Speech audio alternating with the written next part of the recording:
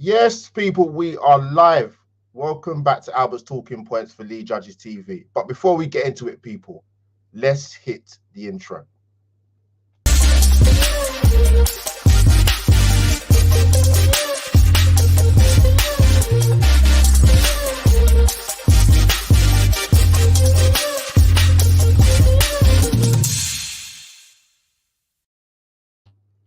Yes, people, welcome back to Lee Judges TV, Albert's Talking Points. Guys, apologies for the lateness of the show because technical issues have happened once again.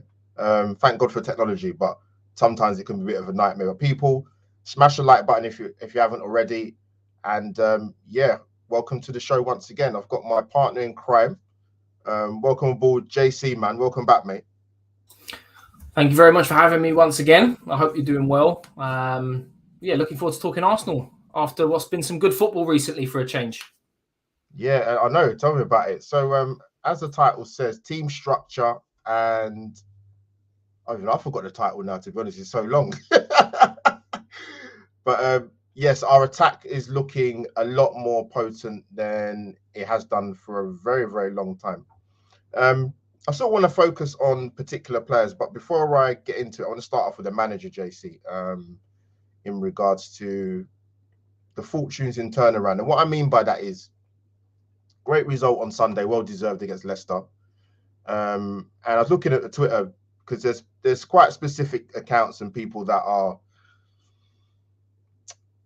not in favour of the manager, to put it politely. Very quiet on Sunday, very, very quiet. Didn't see a lot said, but JC, coming to you, what do you think he has? Not just on the pitch, probably maybe even off the pitch, to be honest with you. What do you think he has done well? Because we talk a lot about what he needs to do better and being inexperienced. What do you think he has done well to enhance Arsenal's fortunes? I think the main thing for me is the cultural change within the club. When you look at some of the characters that were at Arsenal in the squad that he inherited, you know, these so-called bad eggs that they've been labelled, you know, your Ozils, your Genduzis, your Aubameyangs, and there's plenty of examples for us to look back at as to why they've been labelled as having a bad attitude. And he certainly wants a certain mould of player, and I think that goes back to why we didn't sign anyone in January. You know, he isn't going to take risks on bringing someone in to unsettle the camp. And I think that's been the main thing. This whole team, this whole Arsenal team, they really want to work for each other. I don't get the feeling that there are individuals. They are certainly more unity within the squad. And that's something that's taken time to shape. And after what was a horrible, horrible January, Arteta had a perfect opportunity to hit reset, which was over a 2-week period over in Dubai, and really spend some time away from all the media, all the negativity, and really try and change the fortunes of this Arsenal team. The way he's labelling things as well. I don't know if you saw his press conference earlier today, and one of the journalists said, you know, is there an added pressure to Arsenal getting top 4 now because it wasn't expected of them at the start of the season? And he changed it completely. He said, we don't look at it as a pressure, we look at it as a motivation. So it's just the way he's kind of wording these things, and I can only imagine he's doing the same behind the scenes. Yeah, 100%. You know what it is? I think people need to... What I don't want to see happen, JC, for example, say now if we get top 4, for example, you know, you're going to get the do-gooders that, oh, you know, you see, you should have backed... Listen, we don't know what was going to happen with this guy when we took him on as Arsenal manager. We knew he's inexperienced, so... What I would say to Arsenal fans is the ones that are very, I'm going to say pro Arteta, don't be wise after the event. And also bear in mind as well, the season's not finished. Arteta been very keen to point that out. We haven't achieved anything yet. We haven't. We're on a rich vein of form. What was it? 5 wins on the bounce, 9 wins in 11. I think 29 goals conceded. And I was looking at sort of stats, JC, in terms of goals conceded in the last few seasons. So 18-19 season, we conceded 51. That's too many. The season after that, too many. Yeah, 48. Last season, 39. We might just fall under that if the clean sheets keep on coming. I think we've got 12 clean sheets this season. And obviously, you probably heard the reports. People in the chat, welcome if you just join us arriving late. PSG are apparently monitoring Arteta's progress, should I say? But that comes like it's not a surprise if a manager's a manager of a team and you're winning games of football. It breeds confidence. People take notice. If you're a midfield player who's scoring 7 out of 8 games, they're going to take notice. These things happen. So it's not that much of a surprise. I think my only issue was, and I mentioned this to you last time with when Rome was on the show, I think it's not an issue about the contract talk. It's not. It generally isn't. I just thought at the time the timing wasn't very good. But yeah, I think Arteta's contract runs out in June 2023, if I'm correct. And I think some Arsenal fans, and I've said it before, need to get their head around the idea that he's not going anywhere. Arsenal's in a very precedented position where we're not a club that sacks managers. It was made very, very clear, whether you believe the reports or not, that whatever he does, Arteta, whether people like it or not, good or bad, the Cronkies are going to back him. They're going to keep him. They think he's doing a good job. Now, that's going to horrify some Arsenal fans, but let's be honest here. We're winning games of football. Forget what the pundits say and all that rubbish they're coming out with, JC. Arsenal should be getting top 4. None of them would have had Arsenal in the top 4 at the start of the season. None of them would have had it. But now they're all changing their tune and their tact, and people like Adrian Durham and coming out with the rubbish that he's coming out with. Like, let's be serious here. No one thought Arsenal would get top 4, and they're in the running to do that. Just your quick thoughts in terms of, JC, a lot of ex-pros changing their tune now because Arsenal actually got a chance to get in top 4, and Arsenal should be doing that all of a sudden now. It doesn't surprise me because, it's obviously it's a talking point at the moment that Arsenal are overachieving. I think the funniest conversation or debate that I saw recently was Laura Woods and Jamie O'Hara on TalkSport. Yeah. I'm sure many people have seen it, or at least clips of it. Yeah. But, Roy Keane has even come out and said really, really good things about Arsenal and Thomas Partey with comparisons to him and the likes of Fred and McTominay and the reason why Arsenal are where they are compared to Manchester United. But no, it doesn't surprise me. I think even us as Arsenal fans coming into this season, some people said that, Arsenal would finish in the top 6. Others said that with the squad that we had, it would be unlikely that we'd even come anywhere near that. So it doesn't surprise me.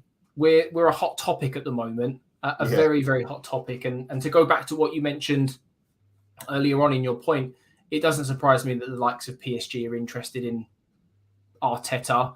There were links to him earlier on last season with Barcelona when they were looking to change managers. And it's to no surprise that everyone in the industry behind the scenes has clearly got good things to say about Arteta. That's not just a coincidence. The guy coached under Arsene Wenger, followed by Pep Guardiola, 2 of the best coaches in the game. But it'd be interesting to see if Arsenal do fall off the bandwagon. Hopefully they don't. Be really interesting to see if the pundits yet again change their tune like they did as quickly as they did when we started to fall into 4th place.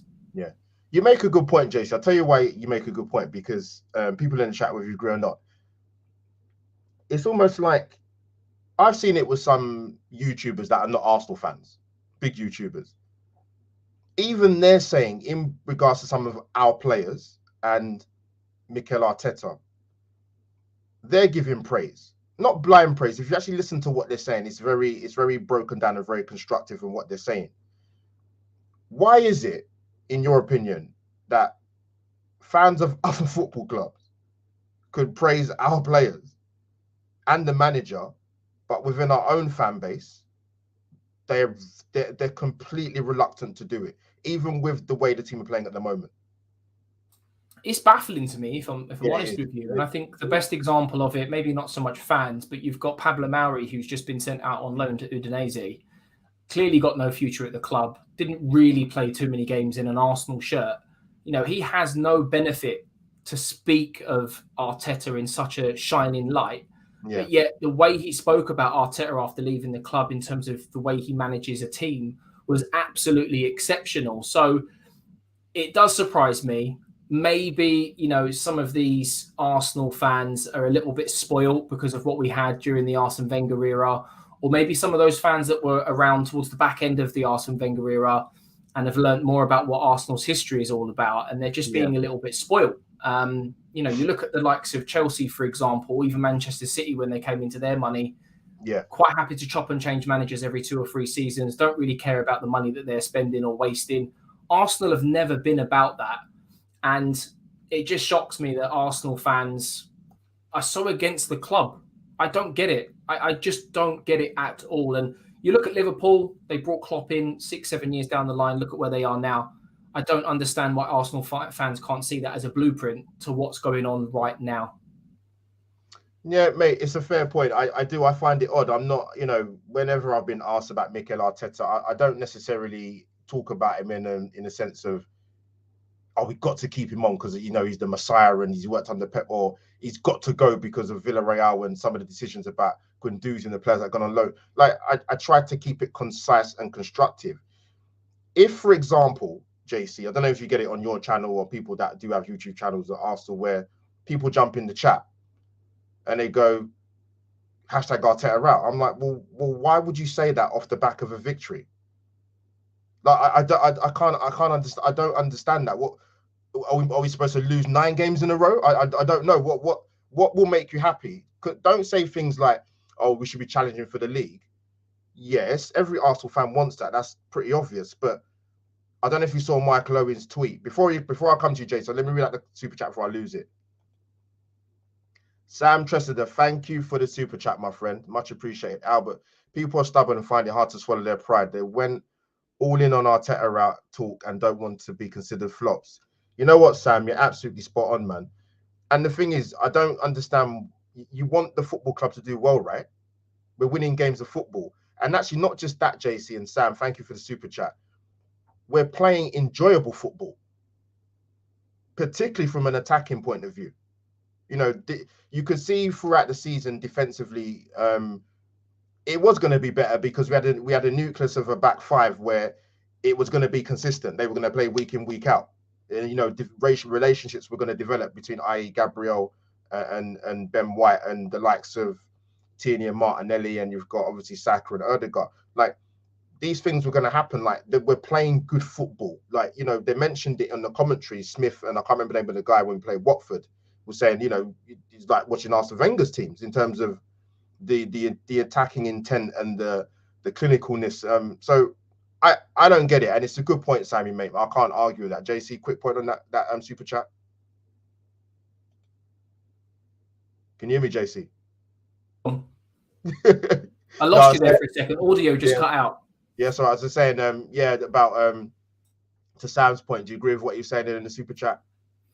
Yeah, I do agree. There are a lot of really kind of stubborn Arsenal fans out there. Very stubborn.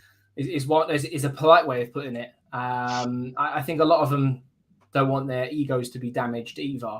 I think what a lot of Arsenal fans need to do is they need to look at it. Last 2 years at Wenger, the 2 years Emery were in charge, and first year and a half under Arteta, the football's been awful. Absolutely awful.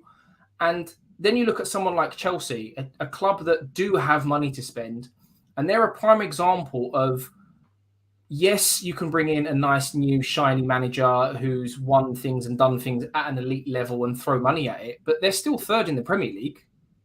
So, I saw a lot of fans moaning that we didn't bring someone like Conte in when we had the opportunity to do so. But by doing that, you don't guarantee anything. And, he's a manager that will want to spend lots and lots of money. And the whole project that Arsenal have built over the last sort of 2 years would have been completely thrown down the drain, a complete waste of money. So I really don't understand what some Arsenal fans want at times, because their logic just simply doesn't make any sense. You make a good point, because I even look at the situation with Antonio Conte at Tottenham and even Frank Lampard recently at Everton. And one's an experienced manager. Frank's not that experienced. He isn't. I mean, I know he had the schooling at Derby for the season he had. He did pretty well there, but he's still not an experienced manager. But even I looked at press conferences with Frank and Antonio Conte, and I think they knew there was going to be tough jobs at Everton and Tottenham, but they've gone in there. And I saw one of Frank Lampard's interviews, and he looked bereft of ideas as to what to say, because he's got some decent players there, but the way they're playing at the moment, the only reason why they're not in the bottom three is because there's teams that are much worse than them, and that's saying something. But enough about those guys. Let's talk about our beloved Arsenal, man. So JC, yeah, the title of the show really was to try and get your thoughts in terms of, because you do some excellent tactical analysis breakdown. That's hence the reason why I got you on here, and I'd love to get Rowan on here, but he's a busy man, unfortunately. But yeah, from a team structure point of view, and obviously talking about the slickness of attack. Even I remember the title of the show now. That's quite important. I've moaned about the top end of the pitch for quite a few seasons, even when Aubameyang was there. But what I'm seeing is, and people made a good point about Lacazette. Yes, he doesn't get us the goals, but he does have some very good attributes, and he's very fundamental in terms of the fluidity of our attack with Saka and Martinelli and Odegaard, and even at times with Thomas Partey and Granit Xhaka getting more advanced up the pitch. I mean, they probably do the most shooting practice at training, I would have thought, because they're the ones who seem to be having the shots. But yeah, from a team structure point of view, before we sort of come on to the attack, what have you made of like I said, 9 wins in 11, 5 wins out of 5? And people said, JC, look, if Arsenal's serious about the top 4, they need to win 5 out of 5. I think Judges said it to me when I was on one of his shows. He said, no, Arsenal need to be serious and need to win 5 out of 5. No excuses. And they've done that.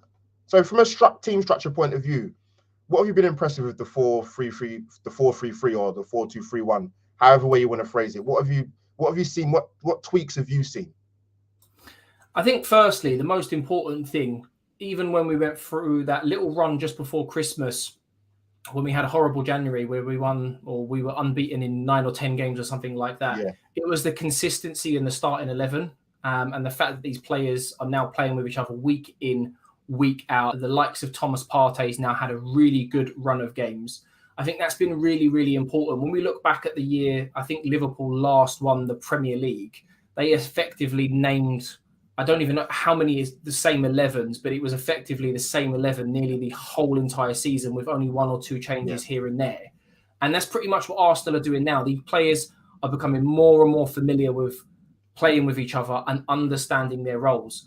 And I think with certain tweaks to the system, when we're in possession now, we're playing with more of a kind of 2 at the back, with Thomas Partey playing in front, and then another 3 in front of them, and then a 5 up top.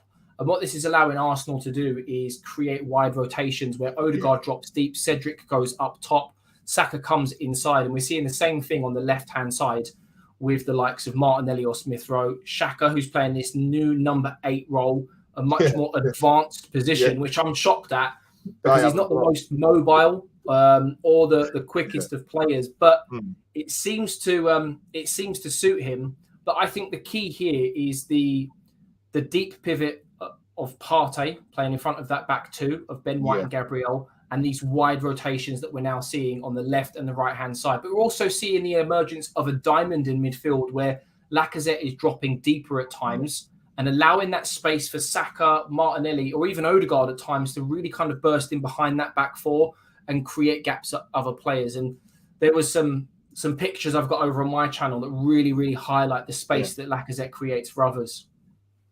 No, it's a good point. And just to touch on, I didn't know this, JC, in terms of Premier League. Lacazette's got the most assists in the Arsenal side. He's got 7, I think. I think 7 in 9 now. What's that? And like Tommy's point, Kevin Campbell said, it's true. If you're not scoring the goals, obviously we want him to score the goals, JC, but you've got to be contributing in other aspects, and he is doing that. And you make a great point about Lacazette dropping into deeper areas, which I think we'll touch on a little bit in terms of Liverpool game towards the end of the stream, because I don't want to sort of go into too much detail. But you made some great points, man. Like, one thing I sort of noticed, I'm not the most tactical person, but my eyes don't lie to me. But through recent weeks, to be honest, Martinelli and Saka, very, very disciplined keeping the width, giving Martin Odegaard more space, more pockets of space. Lacazette becoming a focal point, obviously dropping deep and obviously being the man out front. So it allows your fullbacks to bomb on and obviously support. So again, it comes back to the relationship build. Obviously, Tomiyasu had that with Saka before he got the injury. Cedric is a dependable fullback. Listen, it might not be everybody's cup of tea, but he's played in this league a long time. He's not exactly over the hill. I think he's probably about, I don't know, 29, 30, maybe 31. I'm not sure. But you make some great points, Jason. Coming on to it, I want to talk about, for me, I think yes, football's a team game, but there's 3 players I sort of want to look at in particular. We'll probably touch on others as well. But Bukayo Saka, man, I mean, like I said, we saw the stat a few weeks ago. 21 and under, goals and assists, he's the top of the pile. I think he's on 13 at the moment. And also also that list is ESR and Martinelli. Assists, he's got 5, big chances created 6 in the Premier League. Now, I said a few weeks ago, if the likes of him and Emil Smith-Rowe get double figures for goals this season, JC, that's outstanding. That is outstanding considering we've not really had a front man that's got in excess of 15, 20 goals. To get that contributions from your, let's say, attacking or midfield stroke kind of players is exceptional. Like I said, and Martin Odegaard, we'll touch on him a little bit later, but yeah, 5 Premier League goals, 3 assists, 5 big chances created. Those 3 have been instrumental. But with Saka, before I come to you, I think the best thing I heard somebody say, I was listening to Darren Ambrose. He was on with Darren Lewis on the Sunday show on Sky Sports. And he said, if you're picking the England 11, Saka's definitely in that side. 100%. And I would find it very strange for any rival Arsenal fan to argue that point. Because for me, he does. He's the first name on the England team sheet. He is. He's been exceptional. Yes, there's been games where he might not have been influential, but JC, the guy is 19, 20 years of age. He's not going to rip it up every single week. And he's played a lot of football. But yeah, your thoughts on Bukayo Saka, man? Like I said, 8 goals, 5 assists. This is in the Premier League, by the way, and 6 big chances created. Yeah, I think there's a couple of contributing factors as to why we've seen such an upturn in form from Bukayo Saka. I think the first one is there was, a little bit of disappointment at the end of last season and a bit of a challenge on himself. I think he done an interview with Lad Bible a few months ago, and he said that he'd set himself his own targets this year and he wanted to add more goals and goal contributions to his game. But I think the one thing that really has contributed is if we go back to, I think it's around about December time, where we started to see this new system being implemented, and Lacazette dropping deeper and Martin Odegaard playing more football. Yeah, that's when we've seen an upturn in the form of Bukayo Saka. And the amount of freedom that Martin Odegaard allows Saka to have on that right-hand side is absolutely phenomenal. Sometimes people need to watch what's going on off the ball and the runs and the movement that Saka is making, because it does go under the radar at times. But it doesn't surprise me that I think over the last 3 or 4 weeks now, that the 2 players that everyone is talking about every single game, Odegaard and Saka, that relationship that these 2 are building is just phenomenal. And to think they're 20 and 23 years old, it's scary to think where they're going to be in 2 or 3 years from now. You make a good point, JC. Yeah, like I said, I've been sort of drooling over their sort of combination play in not just recent weeks, for quite a while actually. It's superb. Like that comes with obviously a lot of time and practice, but it's just natural ability to link up. I mean, the goal against Watford was superb. It's a double 1-2, absolutely brilliant. And as many coaches will tell you, as a kid playing football growing up, the ball moves quicker than you. 1 touch, 2 touch, bam, goal. And I think with Saka, I don't know about you, Jason, people in the chat. From what I've seen sort of kind of social media wise, and again, non-Arsenal fans, and maybe even pundits as well, ex-players, he seems to be getting a lot more credit from them, from which he wasn't getting before. I'm not talking about people, the whole banter thing. People, I can do banter, but sometimes I just think, look, just suck it up and just say what you see and stop the BS. Basically, he's a top player, and like I said, for me, he's the first name on the England team sheet, 100%. Same. Let me just get rid of this guy, man. No idea, mate, who he is. Yes, gone. Let's carry on with the show, man. But yeah, listen, I think he's getting a bit more recognition now than what he probably has got before. Do you agree with that, or are you not sure, or what do you think? It's deserved at the end of the day. We've got to look at it as well. We go back to the Euros, and the way in which it ended obviously wasn't nice. But I think another thing that he probably wasn't expecting is the amount of support that he received after the abuse that he received after missing that penalty. And for someone of that age to come out the back end of it, playing the way he is, it really speaks volumes about his character. And the footballing brain on this kid as well is just ridiculous for his age. So plenty to look forward to. Yeah, 100%, man. 100%. We're going to come to I want to talk about another guy that's obviously impacted very, very well. A lot of people will say he's actually probably been arguably Arsenal's best player or most influential player since Manchester United away. And that's Martin Odegaard. Before I come to you, I've said this before, and I'll keep saying it. For me personally, and I'm only going to speak for myself, I didn't know too much about Martin Odegaard, but obviously from the clips I saw, from watching what I've seen in terms of video footage, he what's wrong with these people, man? So let me mad this, man. But what was I going to say? So yeah, he's been exceptional, and you could see the abilities that he has, and like I said, Mesut Ozil, but more work rate. And for me, one game is not even the game against Leicester. It was the home game against I was going out of my head almost, Wolves. And it wasn't just an ability thing. It was a case of he put in a performance, particularly in that second half. I just thought, you know what? You showed some immense character and leadership, man. And that's the thing that stood out for me, other than just the amazing ability that he has. Very comfortable on the ball. Always looks forward. I mean, when they did the sort of the highlight reel on Match of the Day 2 with Danny Murphy and Ian Wright, even some of the footage showing like you can play the ball in tight areas. It doesn't have to be someone has to be given 5 yards of space. You can give the ball in front of you to somebody in a better position and do it quickly. And he's got that. He's already thinking before the pass is even made. He's been exceptional. Do you agree, JC? Oh, I think he's lost in there a minute. Can you hear me, JC? I can now, yeah. There's been a bit of a delay. But yeah, with regards to Odegaard, I think that there's a couple of contributing factors here as to why we've seen such an upturn in his form, for example. I think with a player like him at such a young age, having played across various different leagues, we've got to remember that I think January gone, he'd been in the Premier League now for a full year.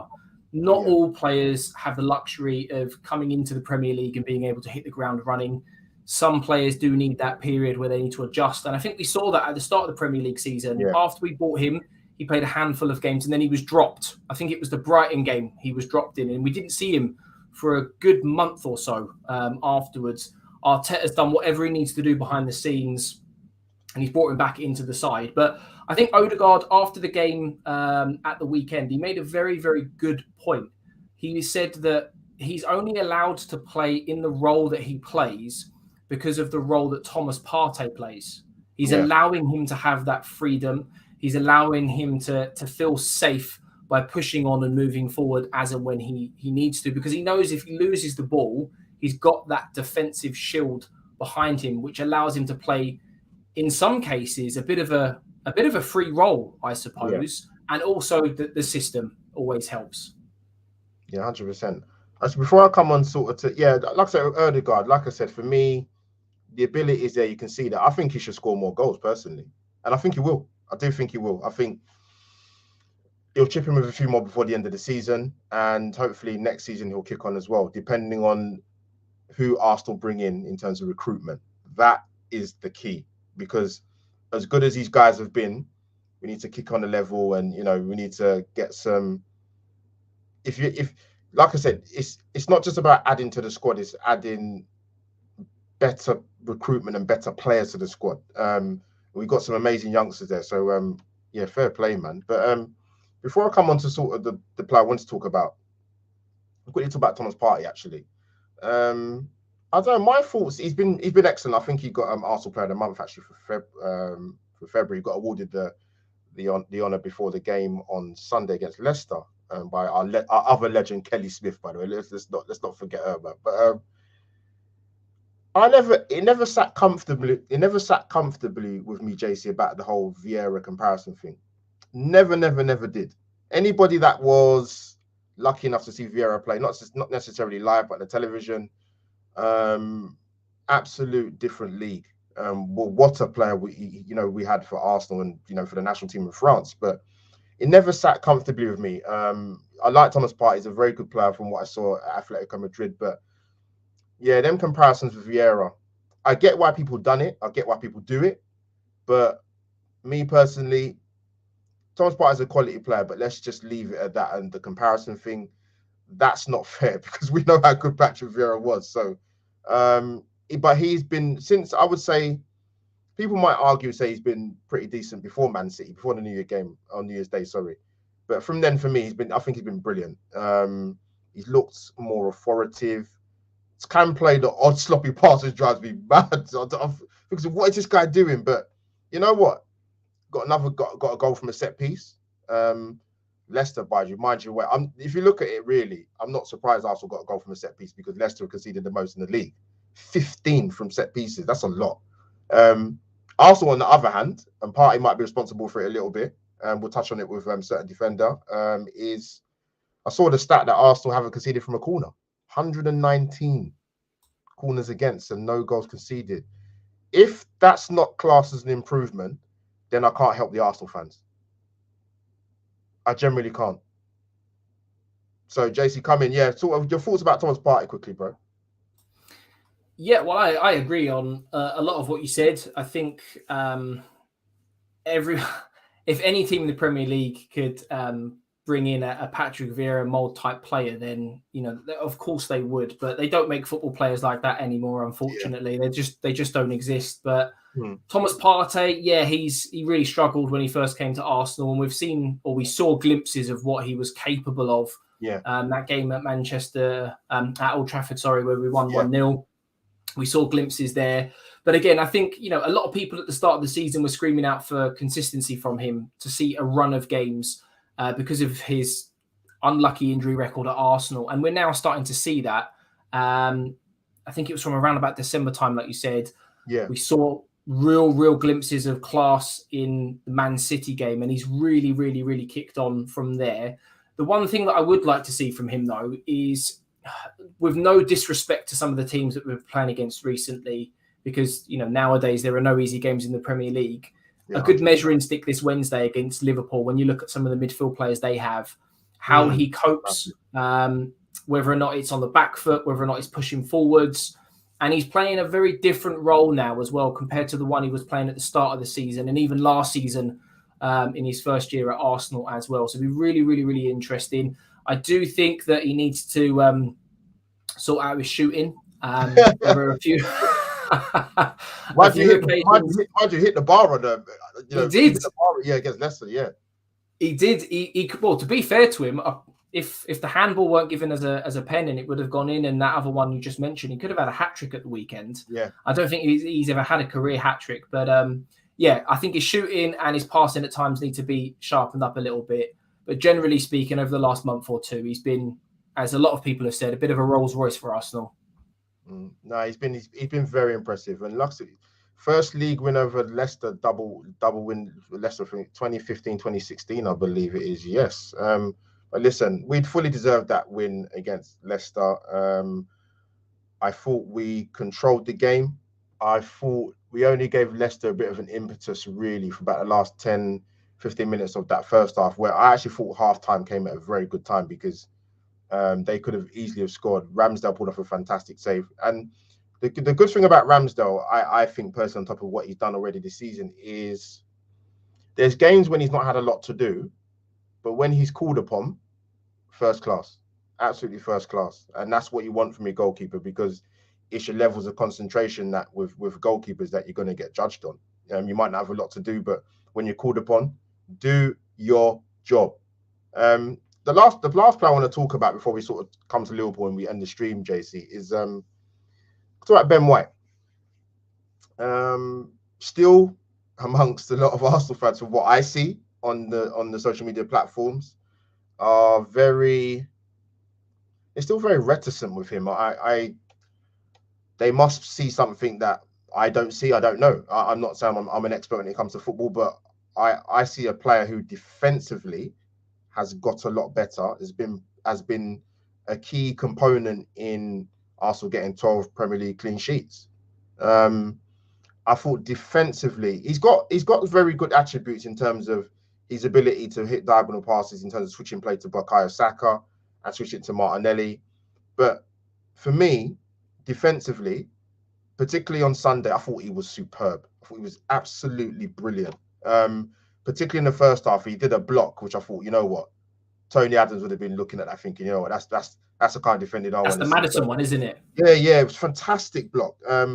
But yeah, defensively, I think he doesn't get enough credit, a lot more credit, to be honest with you. And like I said, I think along with the rest of the back four, back five, as you want to put it, I think he's been instrumental. I think I've been impressed with what I've seen this season from him. I don't know a defender that's not going to make a mistake. You know, this guy's he's not going to be a Baresi and Cannavaro rolled into one. The people make mistakes. It happens. It's called football. But I think he's been exceptional defensively. I think I've seen an improvement there as well. What do you make of Ben White, my friend?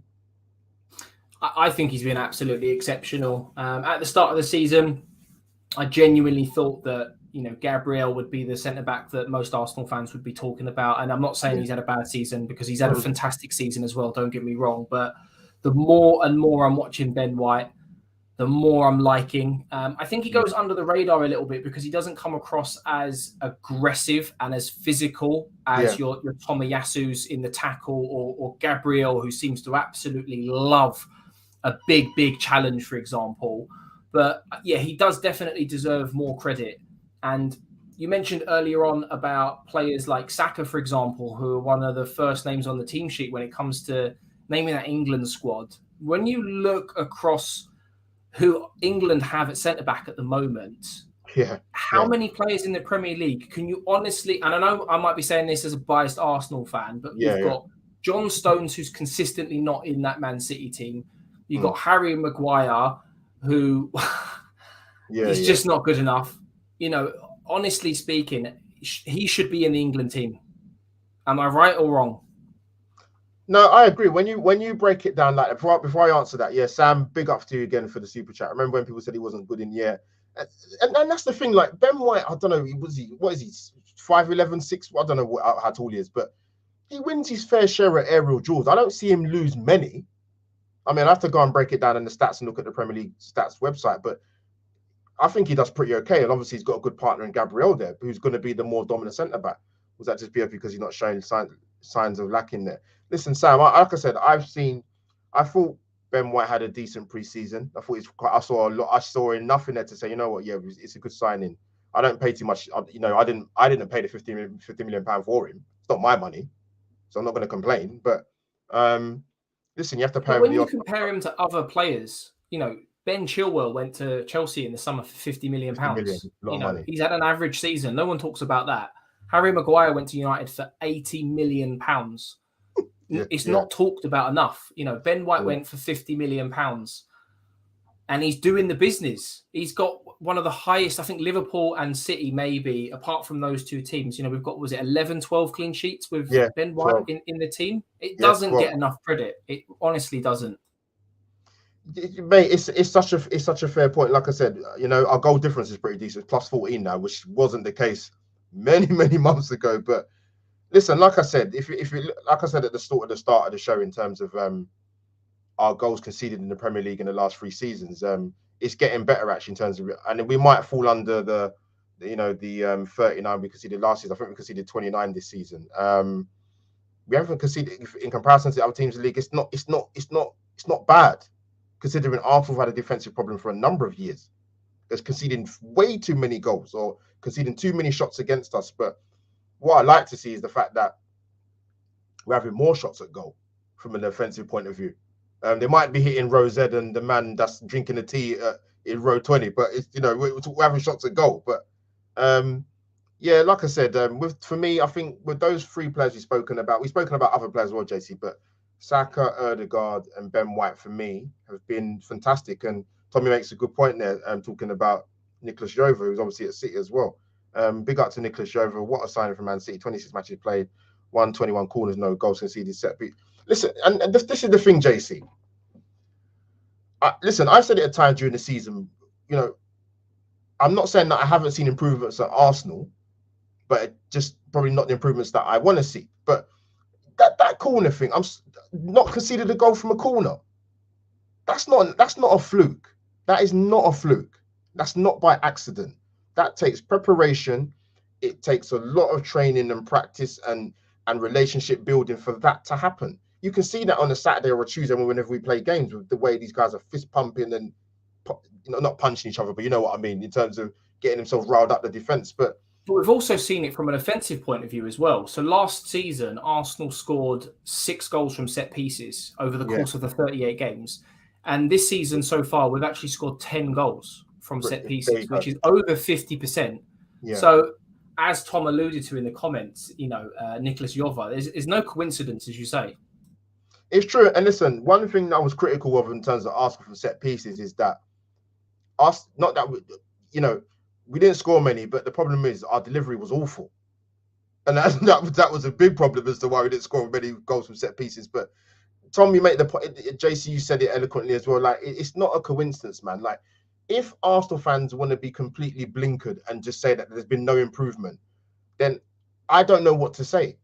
And it's not a thing of, when I say what I'm saying, and I'm not going to speak for you, JC, because obviously you can speak for yourself, and other Arsenal fans, it's not about getting carried away. It's about saying what you see. Like, can you see improvements? Are we better defensively? Are you happy with the recruitment? Are you happy with Ramsdale or Tomiyasu?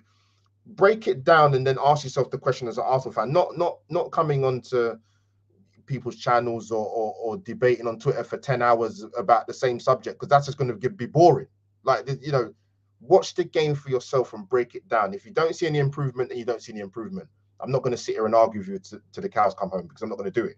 But yeah, listen, like I said, people say, you know, we're top 4 favorites. I'm like, I get why people said that a few weeks ago, because obviously we don't have any other commitments, as has been pointed out by certain talk show hosts, that we don't have any other commitments, hence the reason why we should be getting top 4. But that's another argument anyway. But JC, before we wrap up, I just want to touch on about big game Wednesday, Liverpool. I will be there.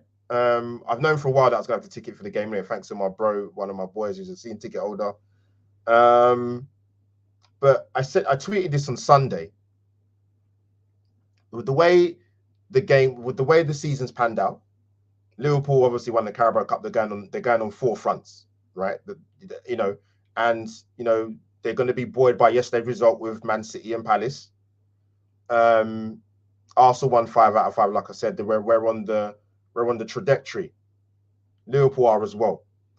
The game is set up for potentially the game of the season if both teams play to their capability. Liverpool bringing in Diaz has been an absolute masterstroke. I'd not heard too much about him, JC. You probably have, but from what I've seen, wow, definitely gave them a massive lift. It's going to be tough. You know what? I'm looking forward to it, believe it or not. It's going to be a really good game. I think you make a good point, JC, when you mentioned about Lacazette dropping into deeper areas. He's going to have to do that on Wednesday night.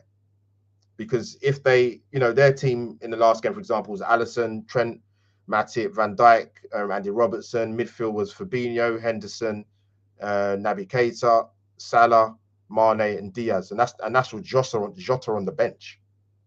And Firmino.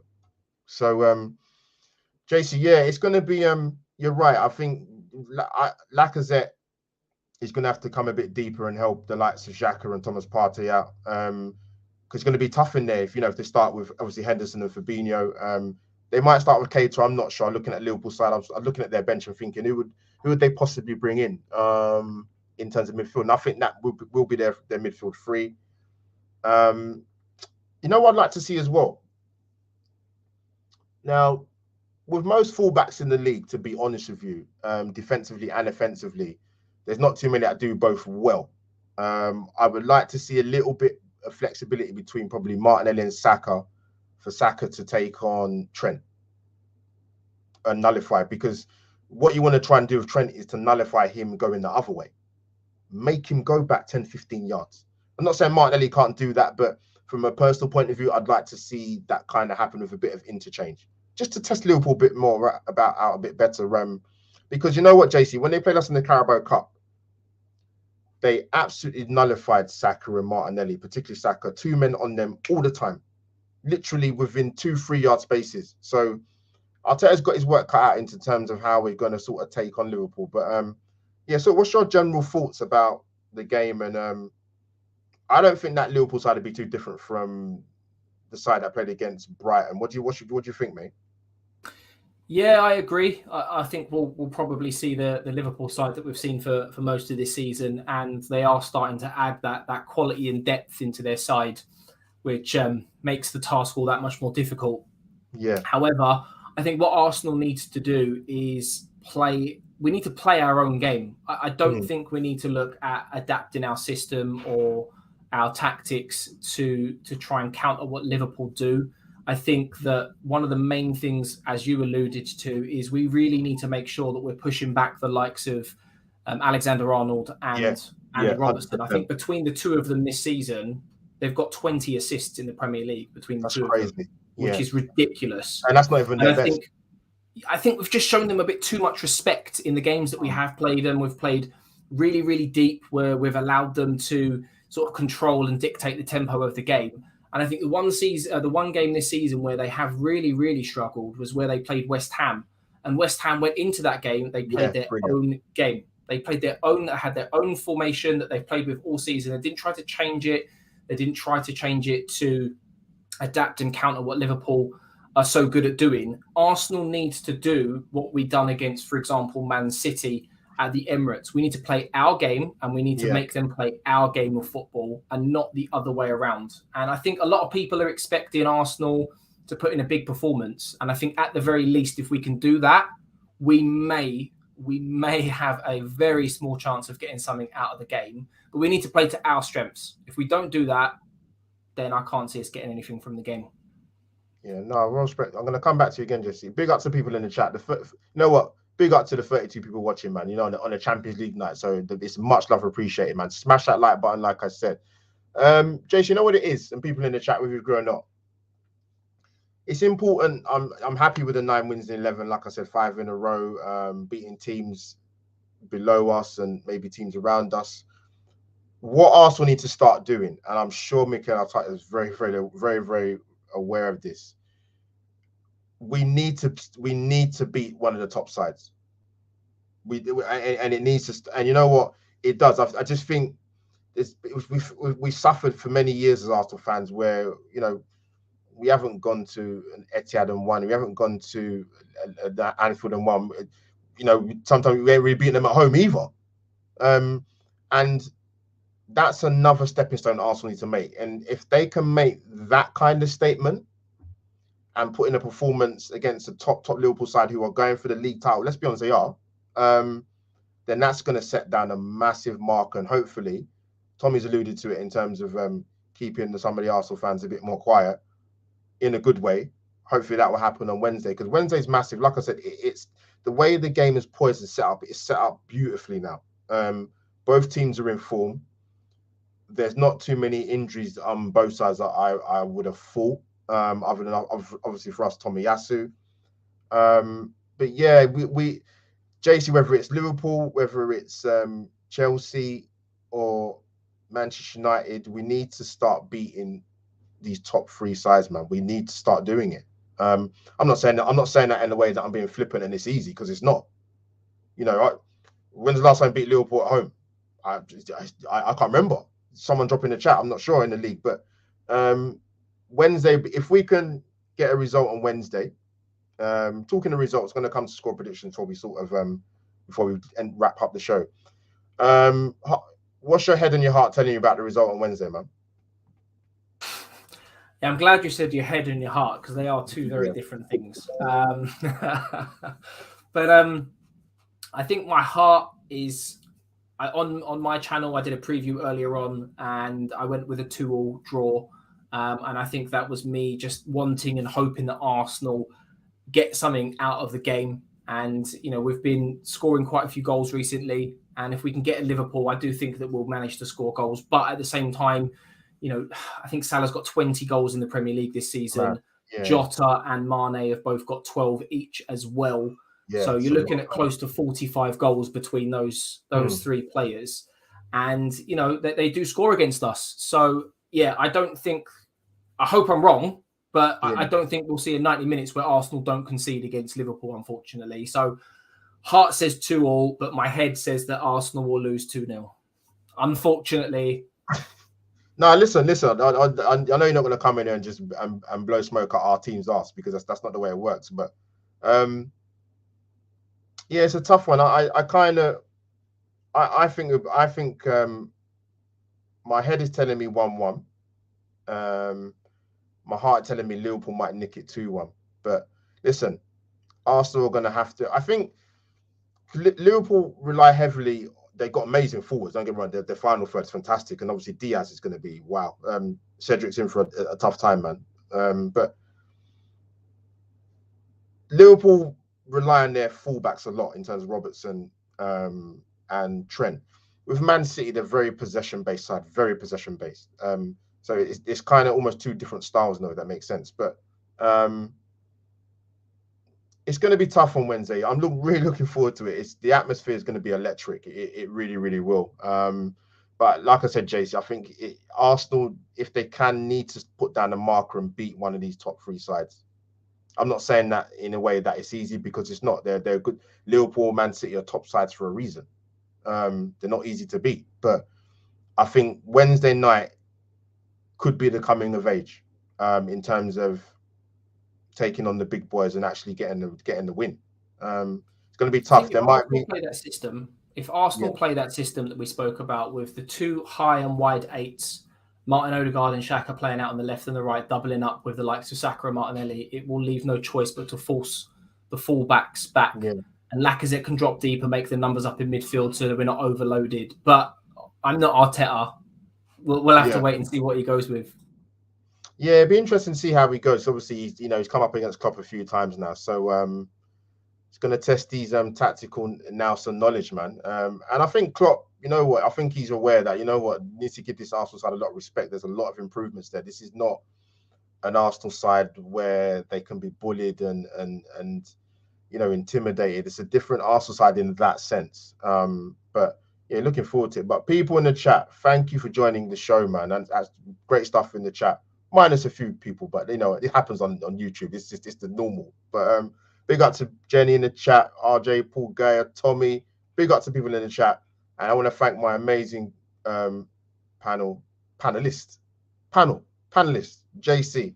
JC, tell the people where they can find you, my friend, about your amazing channel, man. Well, look, thank you very much, firstly, for inviting me on. Always a pleasure to spend an evening with you talking about Arsenal. Could probably sit here for another hour and do it, if I'm honest. But but yeah, I do have my own channel, as you mentioned. It's called Arsenal Analysed. I try my best to analyse Arsenal as deep as possible when it comes to systems, tactics, players, stats. So if that's your cup of tea, I appreciate it's not everyone's. Head over, take a look, and see if you like it. People, you heard it there first. Go and check out my bro, man. My brother from another mother. Go and check out his channel. Great stuff. Great tactical stuff. Like I said, support the Arsenal community. And as your host, Albert J TV, yes, I do have my own channel. So people, come and check it out. On the road to 1K and onwards. So yeah, listen, thanks for the support so far for my channel, and big up to Dan and Lee again for the opportunity to do this.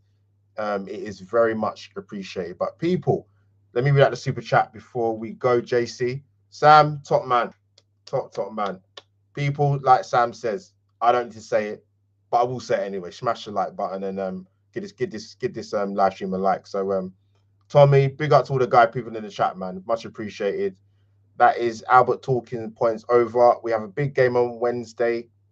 all I've got to say is, come on, you Gunners.